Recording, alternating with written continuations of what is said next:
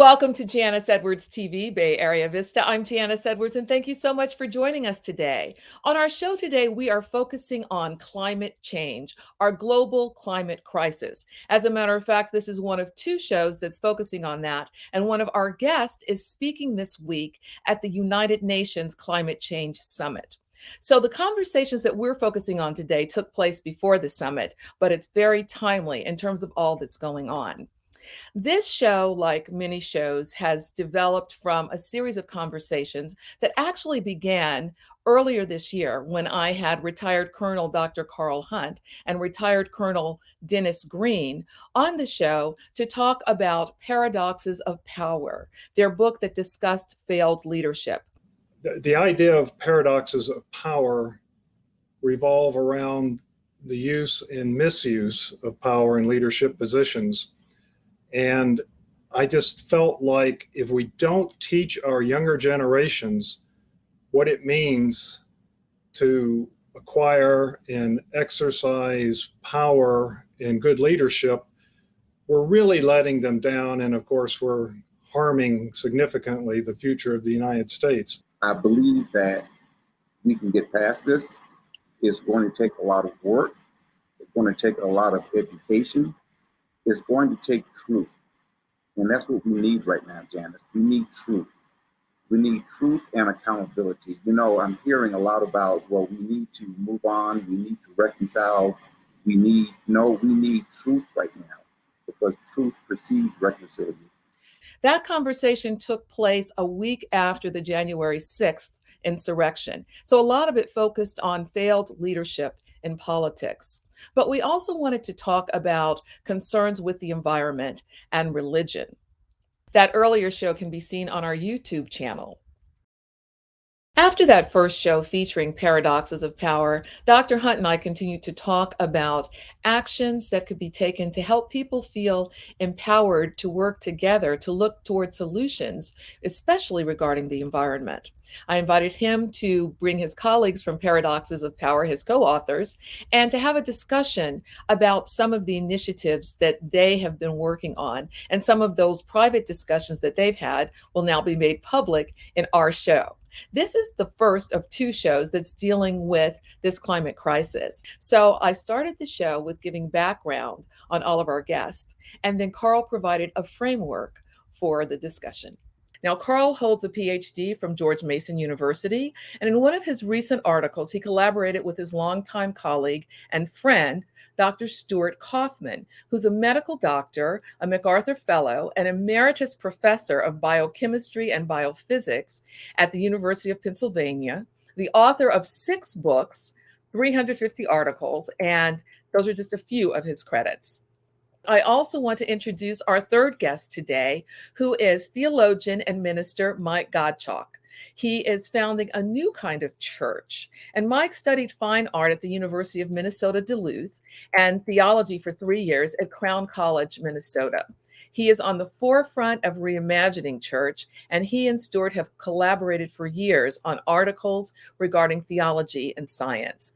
Thank you, Janice, and greetings to my friends.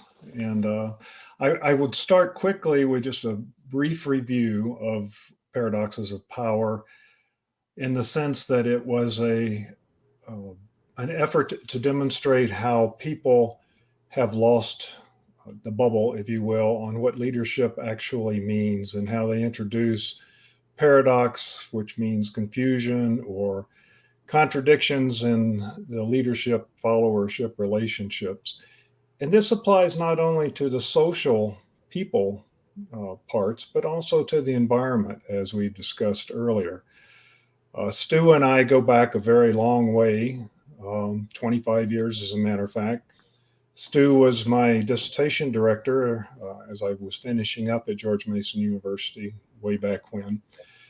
And we have been friends for a very long time and have co-authored a number of articles primarily on this very topic here because we share a distinctive concern, I guess, about what is happening to the environment, what is happening to global nation relationships because we are reacting so poorly to the opportunities that have been presented to us which Stu will go into, to correct some of the environmental decisions that we've made. And I'm very delighted to have Mike join us. I haven't known Mike all that long, but most impressed with his positions on how spirituality and religion might play into helping us increase our capacity to understand and cope and deal and correct with the type of environmental issues that we face today. As we will discuss, religion has certainly played a distinctive role going all the way back to the book of Genesis, and the way that many have perceived we were instructed to take over the earth's responsibility for the earth. And I'm delighted that we'll have a chance to talk about that. So just in review, very quickly, a paradox has to do with introducing a surprising contradiction. And as Stu will demonstrate with his thinking about what we call the theory of the adjacent possible, we'll be able to understand how we've introduced these contradictions in our understanding to begin with of what we have done to the environment, and the consequential changes that have occurred because of what we call the Anthropocene, or the era of humanity. So with that, I think I've probably introduced things reasonably well. Yes, you did a great job with that. Thank you, Carl, for that. And so, Stu, you have had this theory that you call TAP. That is an important part of it. But why don't we start with your overall sense of what needs to happen most immediately to stop what we're seeing with the climate crisis? Janice, thank you so much for doing this, and to Carl, who's organized it, and to my old friend Mike. We talk maybe once a week for years. We are in a situation where what we are confronting is a crisis that's global in scale, it's civilizational in scale, really is existential. The overall problem is our global economy, Janice, and nobody's talking about this. It's kind of captured in this equation that I wrote, but here it is. Our global economy is now about 120 trillion, growing at about 3% a year, leaving out COVID right now. It's exploded upward in the last 80 or 100 years, almost vertically. The global economy is the result of 300,000 years of our technological and cultural evolution, and it's wonderful. It binds nations in trade. It's how we earn our living. It's lifting people from poverty. It's extending lifespan. It's how we find a lot of the meaning in our lives. The trouble is the same economy is a juggernaut. It just keeps growing. And that growth is simultaneously leading to the climate change we're focusing on, but it's also leading to mass extinctions because we're invading every habitat on the planet, in part because we're using up soil. And because we're invading habitats, we're unleashing pandemics all over the planet and the world, COVID-19 now. We are confronting something that we're not ready to confront. We're all aware of climate change. We're just not taking in that it's the economy. Bill Clinton says it's the economy, stupid. It's the global economy which is laying havoc to the biosphere. We're destroying 3.7 billion years of accumulated know-how in an evolving biosphere.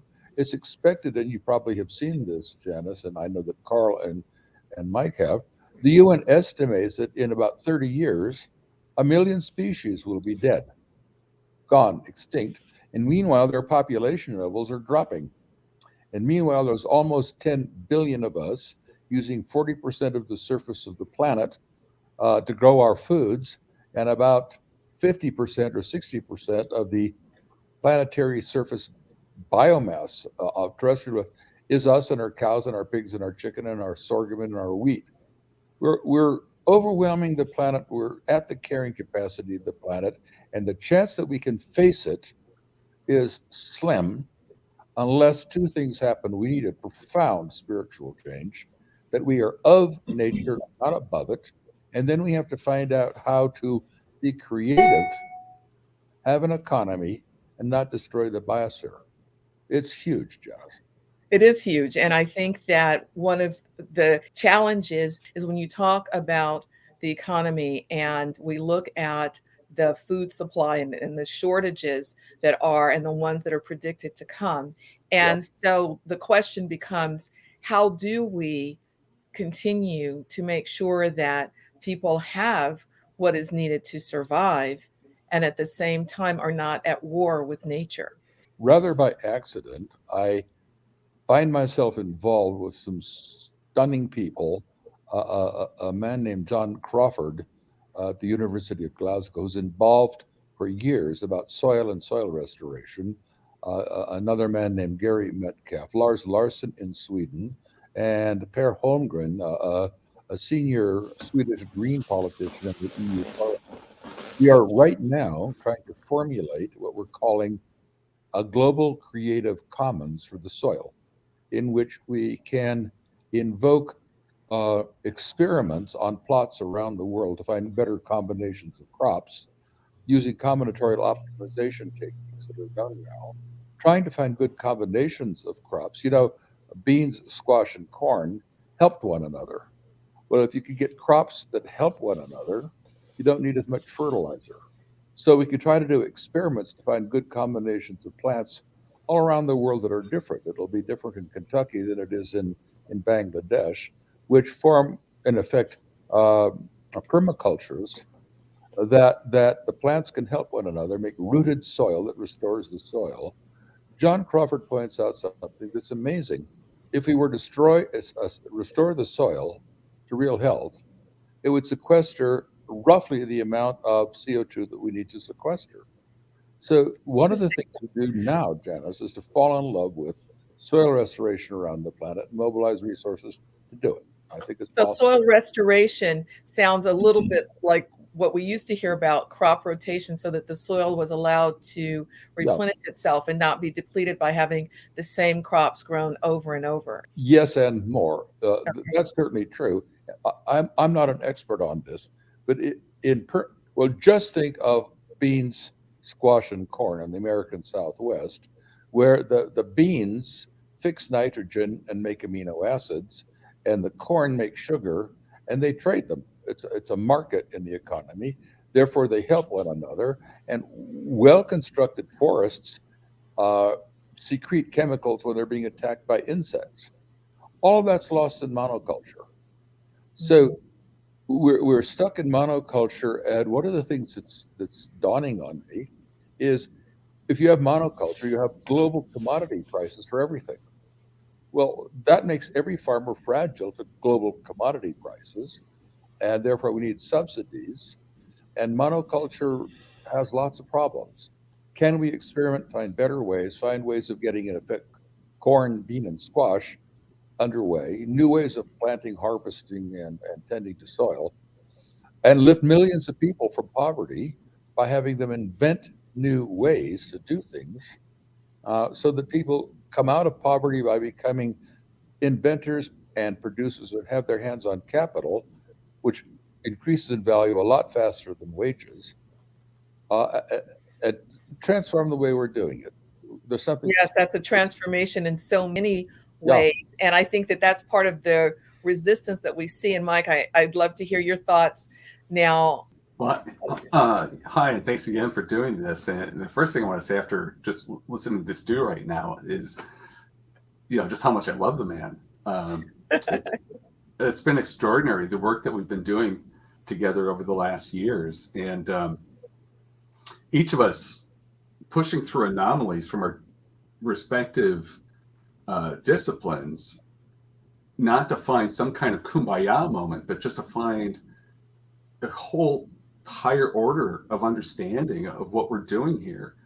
And one of the big changes for me has been looking at the biblical texts that describe this demise of human existence on the planet. And I'm watching conservative Christians who, love the idea of heaven,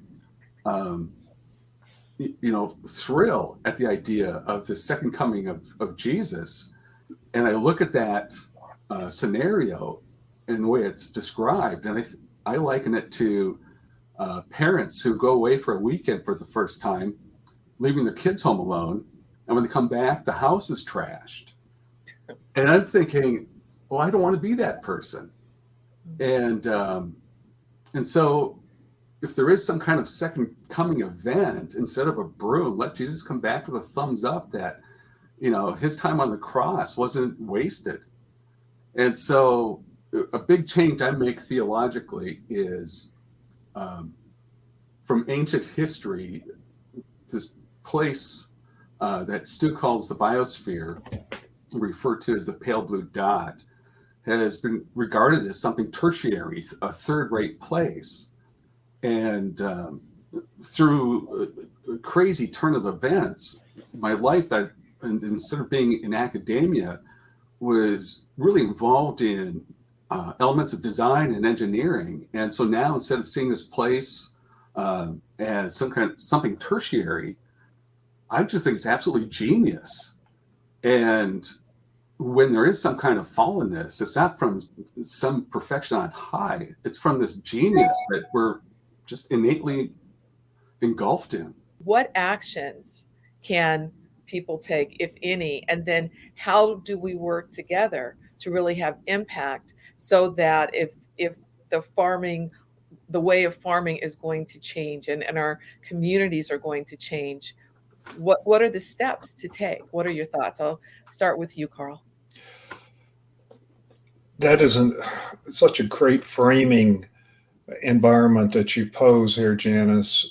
And one of the reasons I felt like the discussion of nature and climate change and the environment fit so nicely in Paradoxes of Power, because it is a leadership failure on our part. We have not taken seriously the admonition, not only from God and religion, but just from our own wisdom that we've accrued over these years, to exercise leadership. Leadership improves our relationship not only with our followers, but with the entirety of society and the world in which we live. Nature doesn't have leaders per se. We were vested with that authority, if you will. And we, as stewards and leaders of the world, should be taking these responsibilities a lot more seriously. So I'm just delighted to see the opportunities to bring together science, spirituality, religion, and the social relationships that we need to evolve in order to understand and take action that is so critical should have been taken decades ago. But we know now, thanks to people like Stu and Mike with TAP, we can see it visually, we can see it mathematically, we can see it scientifically, if you will. And this discussion that we're having today is so critical to helping us visualize, understand, appreciate, and begin to lay the kinds of collaborative associations that we need to correct and address and correct these issues. At this point in our discussion, I asked Dr. Stuart Kauffmann to explain more about the adjacent possible theory, which is known as TAP. And here's what he had to say. Thanks, Janice. Well, I actually wrote down an equation about 5 years ago, and it's incredibly simple with very startling results. I was wondering, suppose that I'm in an economy and it has 40 goods in the economy now. What might it have in the next period, whatever a period is, say next year? Well, if the 40 things we have now work, we'll have them the next period. But we can make new things out of the 40 that we've already got. So let me bring this home. The Gutenberg press is a recombination between a wine press and movable type. The Wright brothers airplane is a recombination between 4 things: a light gas engine, bicycle wheels, a propeller, and an airfoil. So we most often make our new things by combining things we've already got.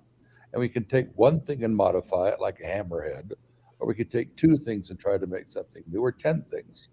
Just think about jury rigging. Is it easier to jury rig with a bunch of broken things in the garage, or 1 thing? Well, a bunch of things in the garage, because you can fit them together in more ways. All this equation says is I've got M things at time t, say 40 things now, and next year I'm going to have these 40 things, and I'm going to take each of the 40 and try to make something new out of it. And I'm going to take every pair of the 40 things. Well, there's a lot more pairs chosen out of 40 things than single things. You can choose a single thing out of 40 things one way. You can choose, I don't know, a couple thousand of pairs of things, and a lot more of triplets of things, and so on. So this equation does something very strange. Then you have more things. What happens is, and there's theorems and all sorts of stuff now that prove what I'm going to say. If you start off with, for example, 10 things or 20 things, then for a very long period of time, nothing much happens. Then roughly all of a sudden, it explodes upward faster than exponential. Mathematically, it's hyperbolic. And the amazing thing is the continuous version of this equation reaches infinity at some finite time. It just goes vertical. And I had written it down, and Roger Koppel's a friend of mine, and he said, it looks like the Industrial Revolution. You have for me, Janice, a slide of GDP for the past 2,000 years, and it's flat for 2,000 years, probably 20,000 years, and it explodes about a century ago. It's going vertical now. Right. It can't keep going vertical on a finite planet. It can't. That means we confront the fact that it can't. But the economy is a juggernaut. We will make more concrete this year than last year to build yet more stuff to invade the planet ever more. And when it becomes a choice at COP26 to slow down, and we are afraid of putting people out of work, and we are. Yes. We're going to balk. With good reason, because then we've seen what has happened even through the pandemic, and people not in recovery even as things are opening up. So that's a real concern. Right. That's why this is such a huge challenge. This is the biggest challenge humanity has faced in our 300,000-year history. And there's a modest chance that we'll succeed if we can find hope beyond the terror of creating something better. So Mike and I talk all the time about roughly a new axial age. And the critical idea is that we're of nature, not above it. And let me just say this, if I may. Both Carl and Michael have talked about it. I've learned that the first words of the Old Testament can be read in 2 ways. God created heaven and earth and put Adam in charge and told him, to inherit the earth. That's a transcendent God, and we're at best stewards. At worst, we lay waste to it for our benefit. There's another meaning and of the very first words, that God creates. It's a continuous present. Well, if God creates a continuous creativity in nature, that's more like an immanent God. I'm not religious, but it's easy to fall in love with an immanent God, and then we are of the creativity of nature. And if we understand that in our guts and go out in the woods and walk around, we'll realize that we're so stupid to be destroying the biosphere. We're not its masters. We can't control it. We're its children. We just have to know it. I think it begins with a different insight of who we are in the first place and who we're meant to be. And, dovetailing in what Stu is talking about with TAP, it's not just that, it's not just a tale of destruction. It's a tale of possibility, in that, 100 years ago, there was just a handful of things we could live our lives doing. And now each of us almost have a customized calling in terms of being a soul in all of this. And I would begin by saying, humankind has always lived between 2 regimes. And the one regime, I would describe it being centered on an idea, or centered on a dynamic of greed and cleverness. And the one we need to inhabit, and this is where Stu and mine's work really starts intersecting, is a regime that's centered on love and creativity. A regime of love and creativity. Wow. That was something to ponder. And at that point, we were out of time for the first part of our discussion. So I asked Mike to plan to elaborate upon that in our part 2. And I want to invite you to join us for that. Again, I want to thank our guests, Dr. Carl Hunt, Dr. Stuart Kauffmann, Minister Mike Gottschalk. And on part 2, Veronica Mata, who is another co-author of Paradoxes of Power, will join us as we continue our discussion about the climate crisis. So if you'd like to reach out to any of our guests from today, go to paradoxesofpower.com. And that's our show. I'm Janice Edwards. Thank you for all that you do to make our Bay Area and our world a better place. I appreciate you joining us, and I look forward to seeing you next time. If you'd like to reach out to us, please do so. It's thejaniceedwards.com. Thanks again. See you soon.